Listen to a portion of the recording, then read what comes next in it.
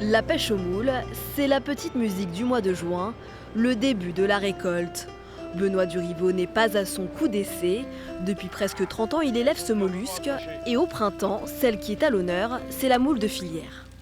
Avant de les mettre sur le marché, d'abord on les a ouverts, on fait des tests. Des tests de taux de remplissage, combien de grammes de chair il y a à l'intérieur. Et dès lors qu'on constate qu'il y a suffisamment de chair à l'intérieur, on prévient nos clients et on démarre la vente. Immergée sous l'eau, cette espèce pousse pendant 1 an avant d'être commercialisée. Au large de l'île Madame, une autre variété se fait attendre, la moule de Bouchot. On met un filet de protection parce que ces moules-là, elles sont trop petites et donc on ne va pas les récolter tout de suite. Et comme il y a beaucoup de moules sur le pieu, si je ne mets pas le filet, les grappes de moules, elles vont tomber.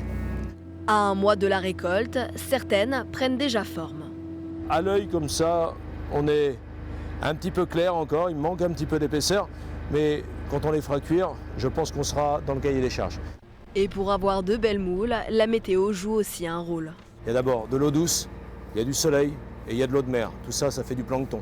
L'alchimie, elle est là pour qu'il y ait la bonne nourriture, que nos moules et nos huîtres, elles puissent grandir et se reproduire. Une fois dans l'assiette, Bouchot, filière, chacun sa préférence. Les moules de filière. Pourquoi ? Parce que d'une, elles sont plus grosses et plus charnues. Au niveau du goût, la Bouchot est meilleure, plus raffinée. Mais moi, j'aime bien les grosses moules. Moi, je préfère les Bouchots. Pourquoi ? Plus de goût de terroir. Comme dirait peut-être ma fille, plus de goût de plage. D'ici fin décembre, Benoît espère en vendre 600 tonnes.